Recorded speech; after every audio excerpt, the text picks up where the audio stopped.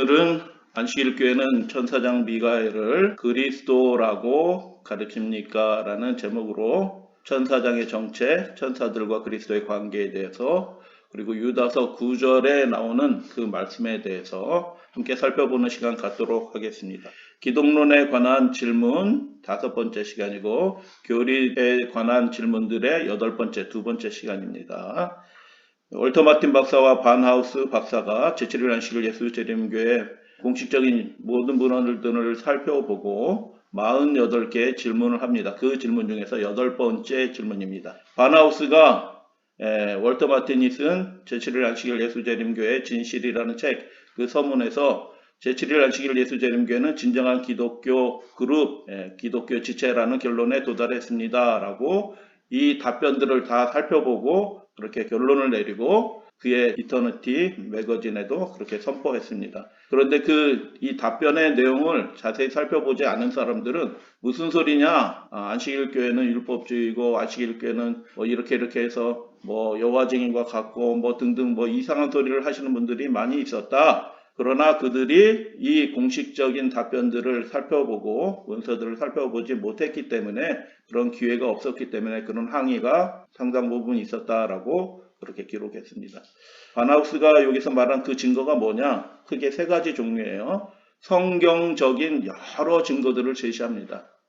여러분 우리가 믿음의 이유에 관하여 성경으로 이야기할 수 있는 사람이 되라라고 그렇게 권면하잖아요. 성경으로 이야기할 수 있는. 그래서 성경적인 많은 증거들이 제시됩니다. 그리고 2번째 신학적이고 문헌적인 여러 증거들도 제시됩니다. 우리만 그렇게 믿은 것이 아니라 많은 저명한 신학자들과 목사들도 종교개혁자들까지라도 그렇게 가르쳤다라는 여러 문헌적인 역사적인 증거들을 제시합니다. 그래서 굉장히 강력한 변증적인 답변들이 이루어지고 있습니다. 오늘은 미가엘에 관한 답변 2번째 시간 함께 살펴보겠습니다. 질문은 이것입니다. 제7일 안식일 예수재림교회는 미가엘에 대하여 여호와의 증인과 마찬가지로 천사장 미가엘이 성육신하기 전에는 예수 그리스도였으며 피조물이었다는 믿음을 가지고 있다고 고발되어 왔습니다. 우리 교회에 대해서 자세히 살펴보지 않고 막연하게 그렇게 비판하는 사람들은 도매금으로 그렇게 해왔다. 그런데 이런 비난이 타당합니까? 만일 미가엘이 그리스도라면 유다서 9절은 어떻게 설명됩니까? 라고 그렇게 질문을 합니다. 그래서 이 질문에 대하여 답변하는 2번째 단락을 살펴보도록 하겠습니다. 앞부분은 내용은 그리스도가 미가엘로 언급된다고 신성에 대해서 폄훼하는 거 아니다. 구약 성경에서 하나님의 아들 여호와의 사자, 자기 앞에 사자라고 불려진 존재는 하나님의 아들이셨다.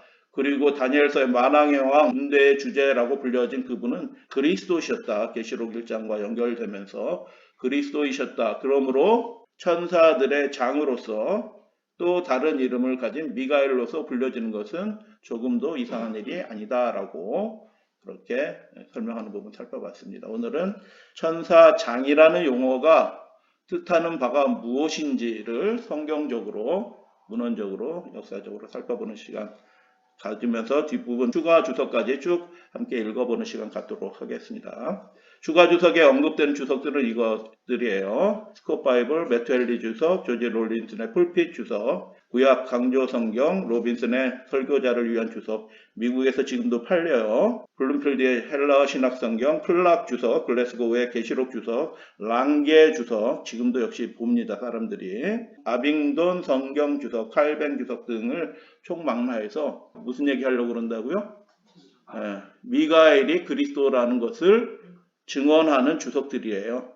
역사적인 문헌들이다라는 것이죠. 그래서 천사장이라는 말이 도대체 무슨 말이냐 살펴보는 시간 가겠습니다. 그리스도를 여호와의 사자로 간주하고 살펴봤죠. 미가엘과 천사장이 우리 주님의 칭호라는 사실을 언급한 후 천사장이라는 용어의 첫 부분의 의미를 관찰해 보겠습니다. 천사장 할 때 영어로 아크엔젤이에요. 아크라고 얘기할 때 그 아크라는 말이 무슨냐면 아치할 때 그 아치예요. 아치할 때 이렇게 뾰족하게 돼서 맨 꼭대기 부분 있잖아요. 이렇게 꼭대기 부분이 있는 그 모양을 아치라고 얘기하고, 아치라는 말의 또 다른 의미는 제일 높은 통치자 뭐 이런 의미들이 있어요. 그래서 아크엔젤이라는 것은 그 천사들을 통치하는 제일 높은 존재라는 의미예요. 천사라는 의미가 아니고요. 천사들을 통치하는 제일 높은 존재라는 뜻이에요. 예, 그래서 천사장이라는 용어의 첫 부분의 의미를 살펴보도록 하겠습니다. 아크라는 헬라어 접두사는 아르키에서 유래했지만 아르케나 아르콘과 같은 관련 단어도 고려해야 합니다. 아르케는 시작을 의미하며 통치권이라는 개념도 포함할 수 있습니다. 제임스 왕역에서는 정사 그리고 기초 원리로 번역이 됩니다. 아르콘은 왕, 통치자를 의미합니다. 그래서 통치하는 행위와 관련된 용어가 천사장 할 때 아크엔젤 할 때 그 아크라는 의미예요. 통치하는 행위와 관련됐다. 통치는 누가 하나요? 예, 왕이신 분이 통치해요. 왕이신 분이. 천사가 왕이 될 수 있나요? 없어요. 천사장 할 때 그 아크라는 말의 의미이다라는 뜻이에요. 아르케나 아르코는 여호와의 사자라는 용어와 마찬가지로 때때로 우리 주님과 관련하여 사용됩니다. 그 용어가 아르콘이라는 용어가 그리스도와 관련돼서 사용된다. 그러므로 아크엔젤, 천사장 미가엘 이렇게 얘기할 때 그 미가엘의 존재가 그리스도로 연결된다라는 거예요. 성경의 증언에 의해서. 그래서 아르케는 이사야 9장 6절에서 메시아로 사용되는데 70인역에서는 그의 어깨에 통치를 메었고 라고 얘기했는데 통치라는 말이 무슨 뜻이에요? 아르크예요. 아르크. 그래서 천사들을 아크엔젤, 천사들을 통치하는 존재 누구일까요?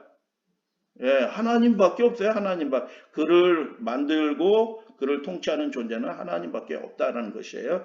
그 표현에서 정사로도 번역이 됩니다. 신약 성경에서 우리 주 예수님은 근본이라고 불리십니다. 골로새 1장에서 근본할 때 그것은 아르케예요. 아르케. 똑같이 아르케. 근본이라고 불리며 알파와 오메가가 그리고 시작과 마침이다라고 얘기할 때 그 시작이신 분으로 불려지는 것입니다. 예수님과 관련된 용어로 이것이 사용되는 용어다라는 것을 보게 됩니다. 그리고 두 번째 아르코는 종종 통치자, 군, 왕으로 번역됩니다. 그러나 신약 성경에서 땅의 임금들의 머리이신 예수님과 관련하여 한번 사용되었고 아르코는 종종 메시아적으로 사용되었으며 구약 성경이 헬라어로 번역된 게 있어요. 70인역 성경이 그렇게 번역이 됐죠. 따라서 우리 주 그리스도를 가리킵니다. 그는 이방인들의 군주이며 이사야 55장 명령자이시며 이방인들의 군주 누구셔요? 어떤 세상 왕이 아니라 예수님 그리스도 메시아를 그렇게 부른다라는 거예요. 이스라엘의 통치자 할 때 아르콘이에요. 그래서 그 통치자이신 분, 왕이신 분, 그 분은 그리스도 하나님이신 분 이렇게 언급이 되어 있다라는 거예요. 구약 성경에 그리고 신약 성경에도. 그래서 이사야 55장 4절 잠깐 보면 만민의 우리의 성경은 인도자라고 되어 있는데 인도자라는 말이 무슨 뜻이에요? 통치자라는 뜻이에요. 왕이 아니면서 인도자가 될 수 있어요? 없어요?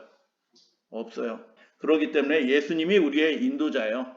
그러면 인도하시는 그분이 이리로 오라 이렇게 하라라고 명령하시면 그 통치자 인도자의 말을 순종하는 것이 그분의 백성의 당연한 명령이에요. 천사들과 관련해서 천사들을 부리는 존재가 누구일까요? 천사가 부리나요? 아니죠. 천사장, 아르크엔젤이신 통치자, 왕이신 그 분이 천사들을 부리는 존재로 그렇게 나타나는 것입니다. 그래서 이스라엘을 다스릴 자, 이런 존재와 어울릴 수 있는 존재는 천사가 아니에요. 천사가 아니라고요. 아르콘, 아르케 이런 용어와 어울릴 수 있는 존재는 천사가 아니에요. 그래서 동일한 접두사 아르케와 같은 또 다른 그리스 단어가 있는데 그것은 아르케고스라는 단어가 있어요. 70인역 성경에 나오는 아르케고스는 일반적으로 머리, 대장, 우두머리, 통치자, 군주 등으로 번역됩니다. 왕이란 뜻이에요. 그러나 신약 성경에서는 잘 기억하세요. 신약 성경에서 이 아르케고스는 모두 다 예수님을 가리키는 용어로 사용이 됩니다.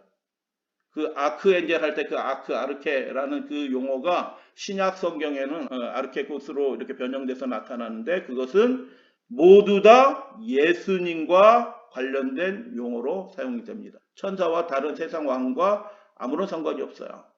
그래서 예수님은 대장이십니다. 캡틴, 영어 성경으로 캡틴 되어 있는데 히브리서 2장 보면 그들의 구원의 창시자라고 얘기할 때 캡틴이에요. 그런데 이게 아르케고스예요. 캡틴, 대장이란 뜻이에요. 그를 따르는 백성들의 대장이 누구예요? 어떤 천사일까요?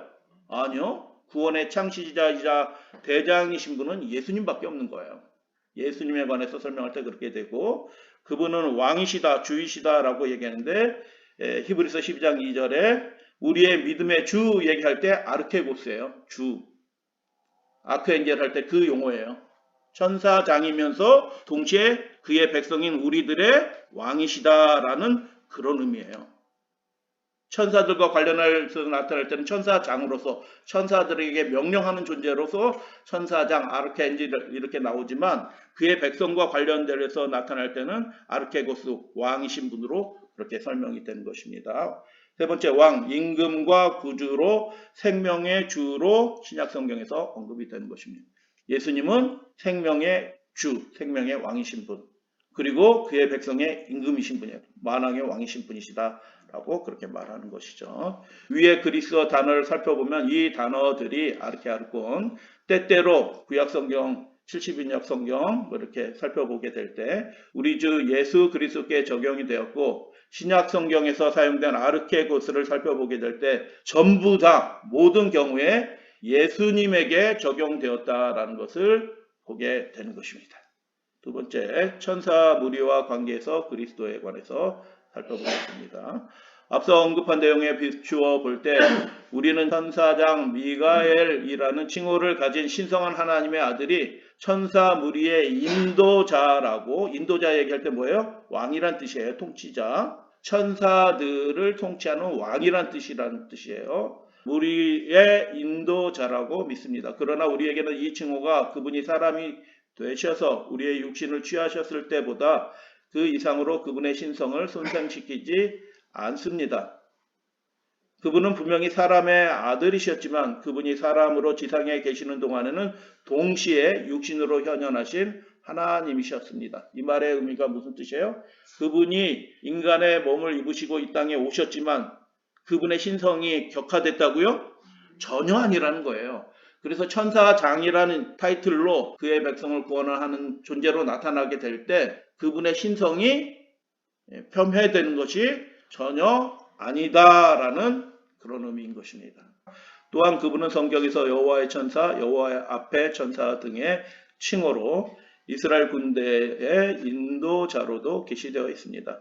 그러나 그런 존재라고 해서 그분의 신성이 제한되거나 훼손되지는 않았습니다. 그렇다면 왜 그분을 피조물인 천사와 동일시하지 않고 천사 무리의 대장 장군으로 간주할 수 없겠습니까?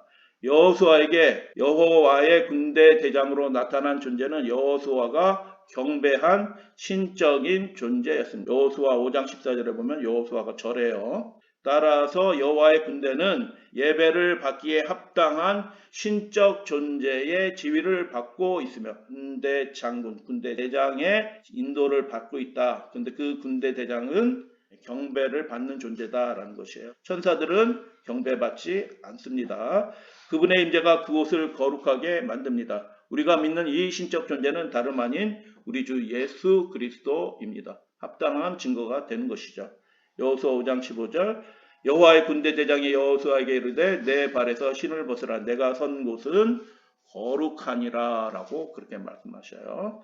그래서 하나님의 임재가 나타난 그곳이 거룩한 곳이에요. 모세에게 떨기나무 불꽃으로 나타날 때 예수님이 뭐라고 말씀하셔요?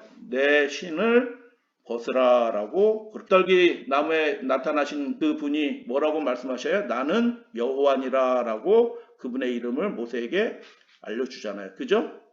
그리고 여기에서는 이제 가나안을 정복하기 전에 이스라엘 백성을 인도하는 인도자 군대 대장으로 나타나시는 거예요. 세 번째, 유대 문헌에서 미가엘이 어떻게 언급이 되는가? 유대인들은 그렇게 오랫동안 1500년 이상 성경을 읽어오던 그 백성들이 그러면 미가엘을 어떻게 이해하느냐? 하나님의 아들을 어떻게 이해하느냐라는 것을 살펴볼 필요가 있겠습니다. 자, 유대 문헌에서 미가엘 어떻게 설명되는지 그 자세한 문헌적인 설명은 드리지 않을 거예요. 탈금도 있고 랍바도 있고 그런데 뭐 여러 가지 문헌들이 나오는데 생략하고 그냥 내용만 전달해 드리겠습니다. 유대인 문헌에서 미가엘은 다양한 방식으로 중재를 한 이스라엘의 옹호자로 알려져 있습니다. 따라서 그는 이삭이 제물로 바쳐지는 것을 막았고, 느낌이 좀 다르죠? 천사가 와서 막았다라고 얘기하는데 그 제사를 드리는 그 순간에 누가 나타나신 거예요? 예수님이 나타나신 거예요. 야곱과 씨름했고 광야에서 40년 동안 이스라엘을 인도했고 모세에게 돌판을 주었고 시내산에서 모세를 가르쳤고 사나에르의 군대를 멸망시킨 그 한 천사, 아브라함을 방문한 천사 중에 하나였고 이스라엘의 수호 천사였으며 하늘 성소에서 봉사하는 존재로서 미가엘을 그렇게 나타내는 거예요. 그리고 유다서에 나타난 미가엘에서 답변을 살펴보겠습니다. 유다서가 어떤 책이냐라는 것을 먼저 이해할 필요가 있을 것 같아요. 그래서 그 설명을 하는 것입니다.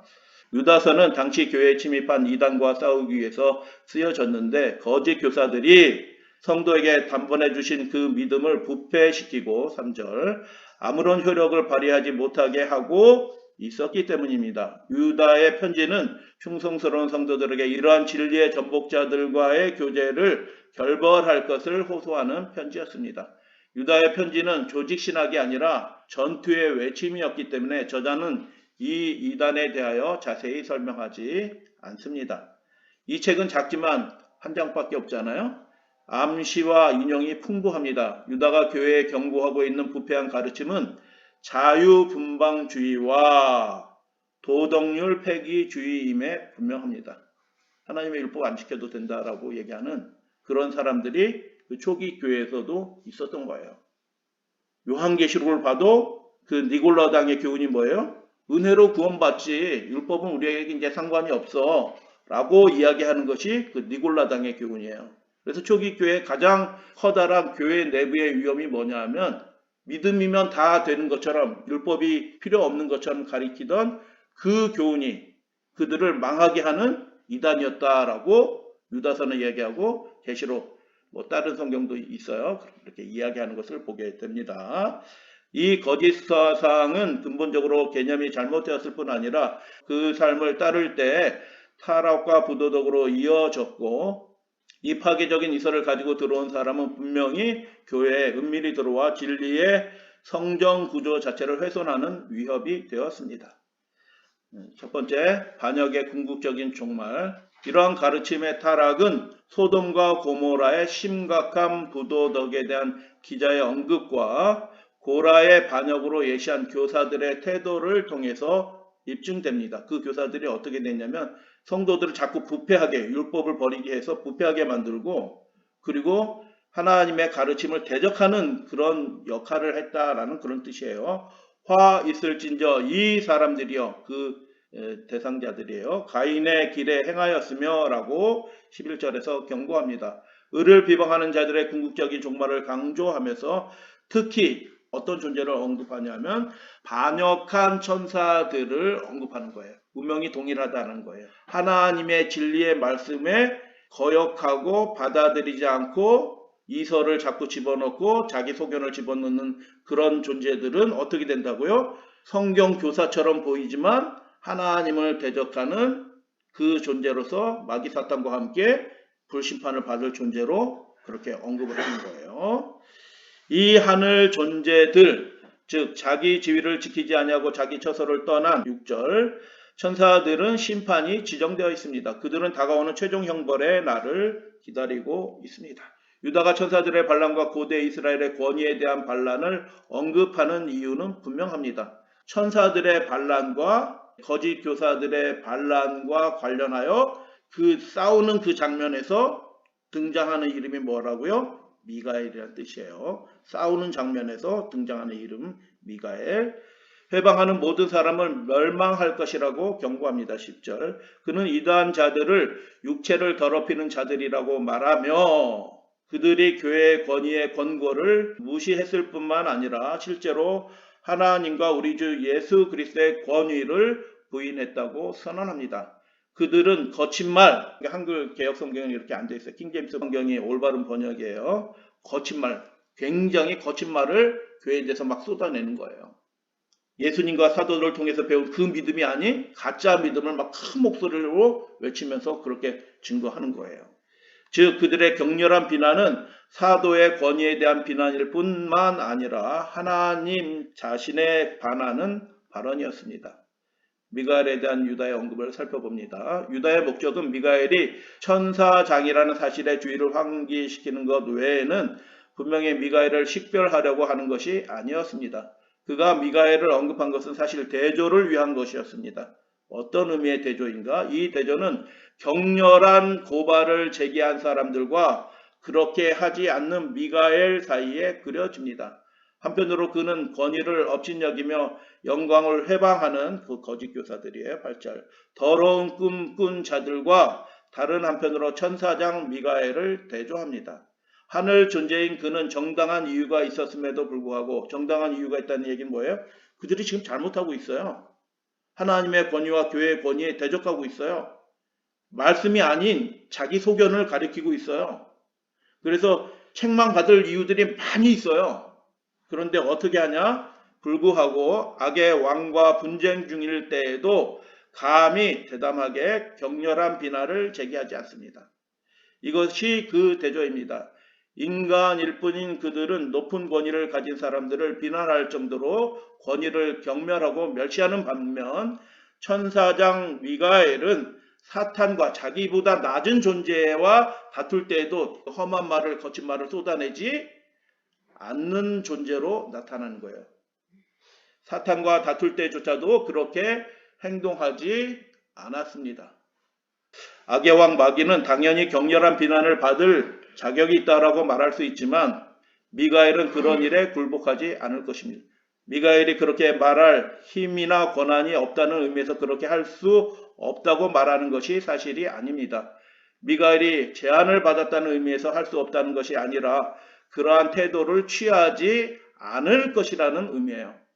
이 싸우는 존재, 천사들의 장으로서 미가엘로서 그 악한 영과 싸우는 존재로서 나타날 때 그분은 고귀한 존재로 드러난다는 뜻이에요.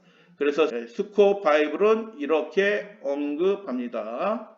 그럼에도 감히 욕설 표현을 하지 않는 것은 마귀에 대한 두려움 때문이 아니라 그런 상황에서도 그렇게 하는 것이 그의 품성의 완전성에 부합하지 않을 것이기 때문이었다라고 그렇게 말씀하는 거예요.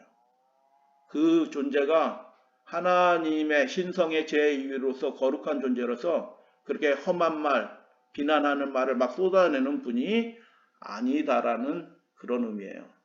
고상하고 거룩한 분이다라는 그런 의미예요. 이러한 흠을 잡는 비난을 서슴없이 하는 일을 미가엘은 감히 하지 않습니다. 그들은 거친 말을 쏟아내고 명예를 훼손하고 중상모략하고 심지어는 신성모독까지 했습니다. 그러나 미가엘은 마귀를 대할 때조차도 존엄과 하늘의 품위를 드러냈습니다. 그는 그런 수준의 명예훼손적인 발언으로 내려갈 수 없었습니다. 그는 말을 늘리는 대신 주께서 너를 꾸짖으시느니라 라고 권위적으로 선언했습니다. 우리 성경은 한글 개혁 성경과 개정 개혁 성경은 번역이 틀려요. 그들이 미가엘의 존재를 오해했기 때문에, 이해하지 못했기 때문에 번역을 엉뚱하게 한 것입니다. 어떻게 번역했을까요? 원하노라 라는 말을 붙였어요. 자기 말이 아닌 것처럼 그렇게 붙였다는 뜻이에요. 여호와께서 너를 꾸짖으시기를 원하노라. 자기 말이 아니야.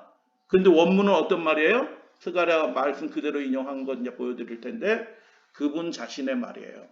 여호와가 너를 꾸짖으신다. 막 싸우고 아니야 이게 맞아 넌 틀렸어 뭐 이렇게 논쟁하는 존재가 아니에요. 마귀 사탄과 싸우는데도 어떻게 해요? 논쟁하지 않아요. 이분은. 하나님이 마귀와 논쟁하실까요? 아니요. 고만해라. 꾸짖으신다는 말이 무슨 뜻이냐면 고만해라 라고 권위적인 음성으로 딱 한마디 말씀하신 거예요. 그래서 그분의 권위와 그분의 품성이 이 말씀을 통해서 드러난다는 뜻이에요. 주께서 너를 책망하신다라는 표현은 매우 중요합니다. 이 표현은 영어 성경에는 다 이렇게 되어 있는데 우리 성경만 그렇게 번역을 해놨어요. 참 슬픈 일입니다. 성경을 그래서 번역하신 분들이 그 자기 신앙을 가지고 번역한 그런 내용들이 굉장히 많아요. 그러니까 그거 읽으니까 오해하는 거예요. 영혼, 지옥, 뭐 이런 것들. 주께서 너를 책망하신다는 표현은 매우 중요합니다. 이 표현은 성경 스가랴 3장 2절에서 단 한 곳에서 발견됩니다. 여기서 화자는 주의 천사이지만 2절에서는 분명히 여호와께서 말씀하시는 것으로 되어 있어요. 여기서 우리는 여호와의 천사가 여호와 자신과 동일시되며 사탄에게 주께서 너를 책망하노라 라고 말씀하시는 분이 바로 그분 자신이라는 것을 알 수 있습니다. 스가랴 1절 여호와의 천사 이렇게 등장하지만 여호와께서 그를 책망하시는 장면으로 나타나고 이 구절은 이 부분에 대한 인용 말씀이에요. 이것은 독특한 표현입니다. 성경에서 이 표현이 처음 사용된 것은 하나님께서 사탄을 대하실 때입니다. 누가 사탄을 대할 때라고요? 하나님께서 사탄을 대할 때 하시는 말이에요. 유다서에서도 같은 표현이 사용됩니다. 그렇다면 여기서도 동일한 신적 존재가 계시된 것이 아닐까요? 당연하게 그렇게 봐야 된다는 뜻이에요. 스가랴서에서 그분은 여호와의 사자라는 칭호로 나타나셨고 유다서에는 미가엘이라는 또 다른 칭호로 나타나셨습니다. 만왕의 왕 여호와의 사자, 만군의 주제, 미가엘 다 같은 이름이라는 뜻이에요. 그래서 스가랴 3장 1절, 유다서 9절 보면 이렇게 비교가 되고요.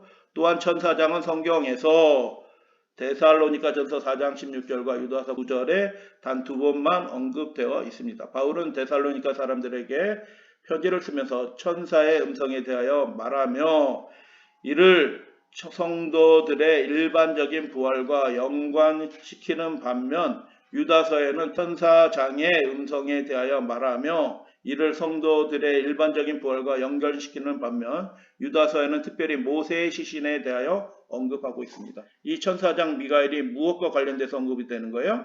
죽은 성도들을 부활시키는 장면에서 언급된다라는 것을 보게 되는 것입니다. 데살로니가전서 4장 16절 주께서 호령과 천사장의 소리와 하나님의 나팔로 치니 하늘로부터 강림하시리니 그리스도 안에서 죽은 자들이 먼저 일어나고 라고 얘기하고 유다서 9절에 보면 천사장 미가엘이라고 그렇게 말하는 거예요. 그래서 계시록 9장 11절에 하늘 천군을 데리고 재림하시는 백말탄자 그 모습이 천사장이시면서 미가엘이시면서 그리스도 그 다리에 이름이 쓴 것이 있으니 만왕의 왕이라 쓰여진 그 존재가 누구예요? 미가엘이신 마귀의 악한 세력과 싸우는 그들을 멸하는 미가엘이신 예수 그리스도를 나타내는 존재다라는 것을 성경 전체를 통해서 보면 확실하게 알게 되는 것입니다. 천사장의 무리의 인도자로서 미가엘에 대한 또 다른 언급이 성경에서 제일 중요한 예언 중에 하나예요. 요한계시록 12장 7절 10절에 나와 있습니다.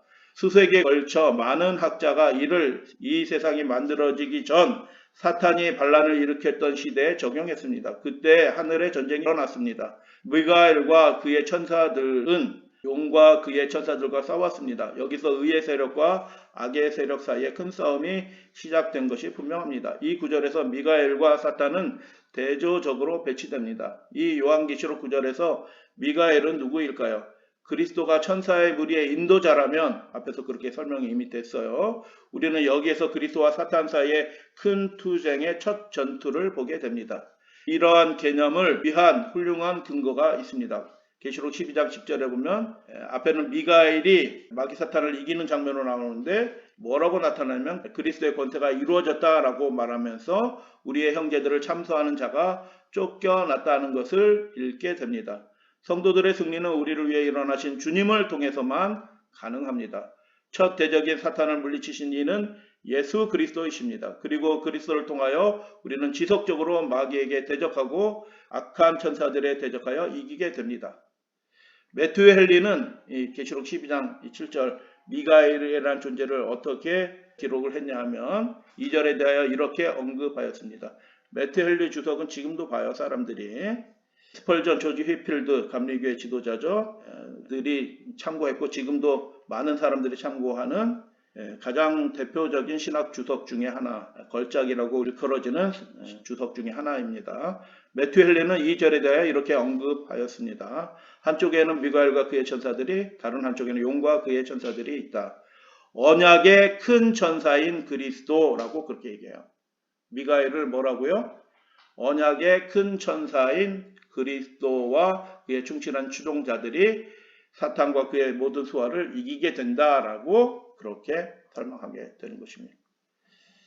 그래서 증거에 대한 요약을 잠깐 하고 마지막 주석 잠깐 살펴보겠습니다. 첫 번째 5가지를 말씀드려요. 그리스도에 관해 사용된 용어 아르케 아르코는 미가엘에 관해 사용된 용어와 유사합니다.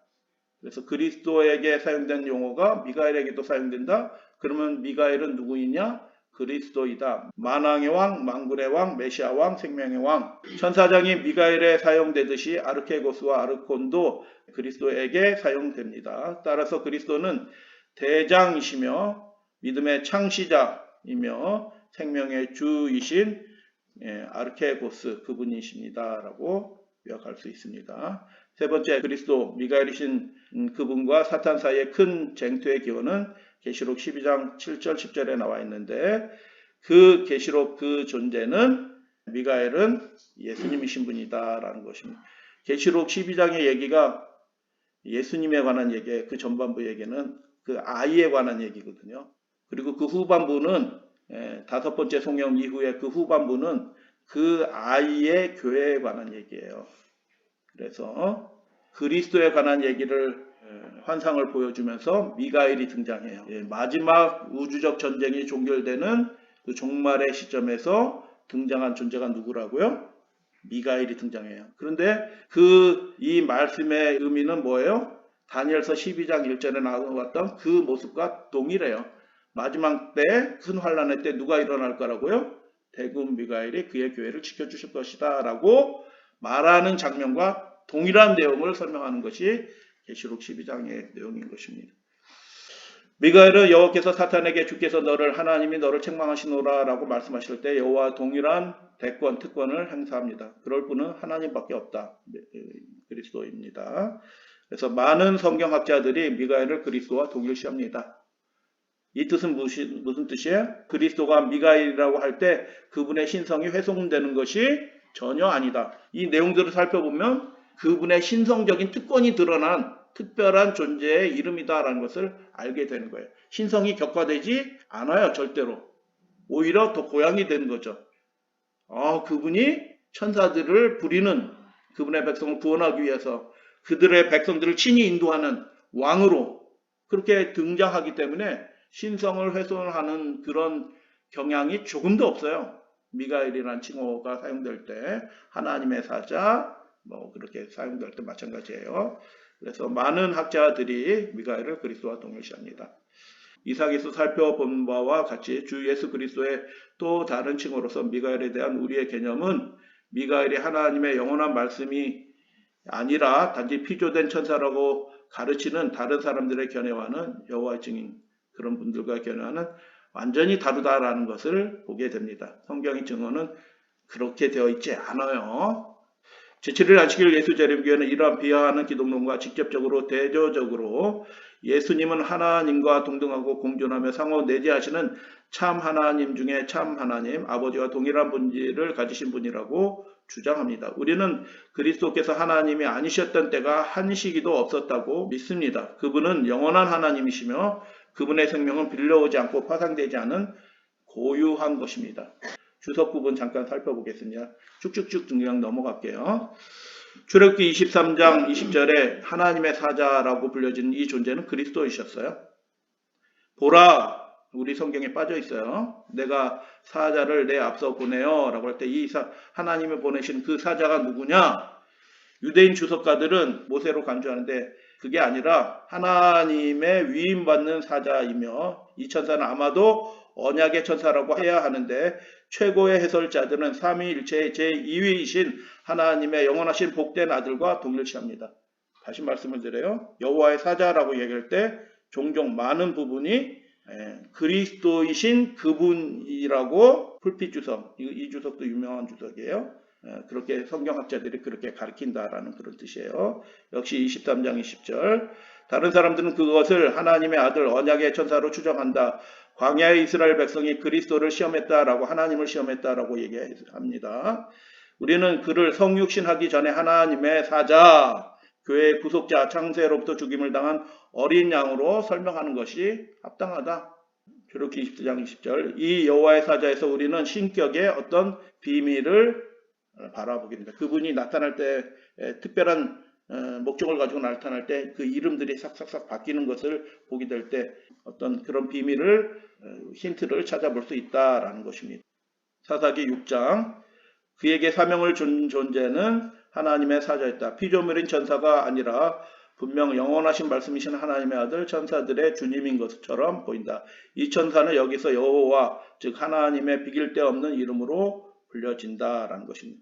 맨 처음에 나타날 때는 여호와의 사자가 나타나는 것처럼 보이는데 말씀할 때 보면 여호와께서 말씀하시노라 라고 그렇게 되어 있어요. 사사기 13장. 이 천사는 주님 자신 메시아가 되실 주님의 말씀이었으니 라고 그렇게 동일한 주석에서 그렇게 말합니다. 우리가 하나님을 보았다라고 그렇게 말해요. 마노아의 부인이. 다니엘서 3장. 다니엘서 3장은 무슨 사건이에요? 불물 사건이에요. 신의 아들 같은 모습을 가진 존재가 나타났잖아요. 이 존재가 누구이냐? 느부갓네살은 하나님이 그의 천사를 보냈다라고 말합니다. 느부갓네살은. 그런데 이 천상의 존재가 누구이냐?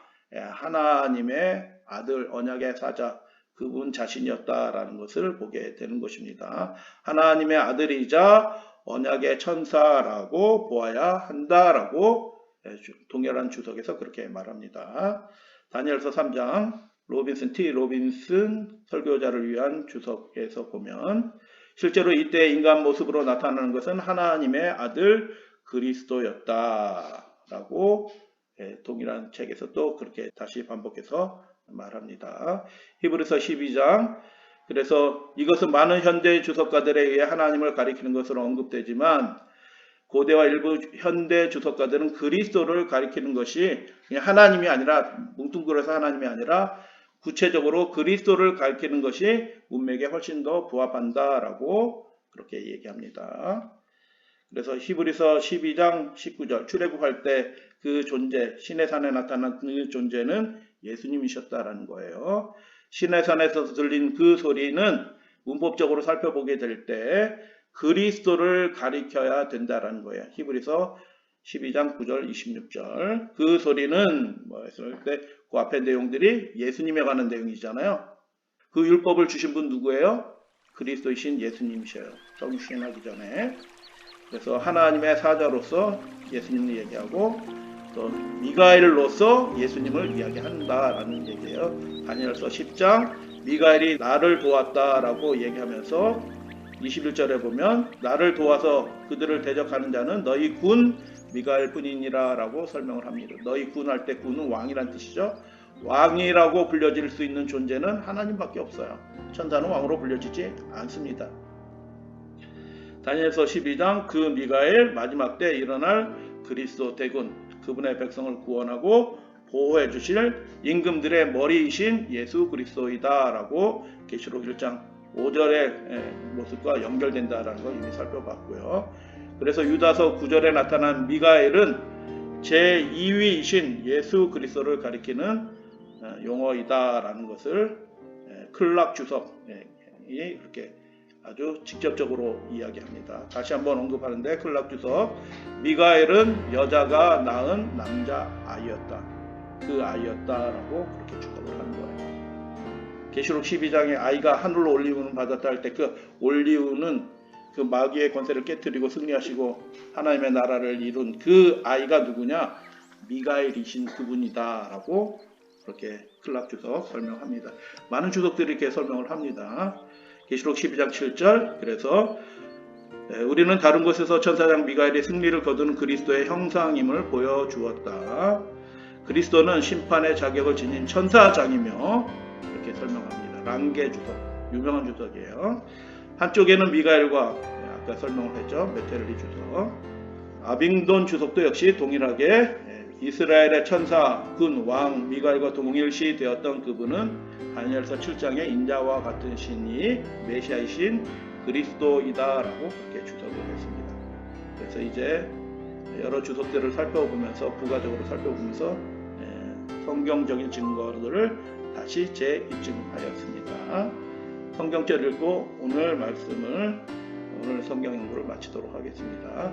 데살로니가전서 4장 16절 주께서 호령과 천사장의 소리와 하나님의 나팔 소리로 친히 하늘로부터 강림하시리니 그리스도 안에서 죽은 자들이 먼저 일어나고 라고 말씀하셨고 그 천사장이 누구냐? 유다서 9절에 모세의 시체와 관련하여 싸워서 하나님이 너를 책망하신다라고 권위를 드러내신 그 그리스도이시다라는 것을 우리가 성경을 통해서 살펴봤고요.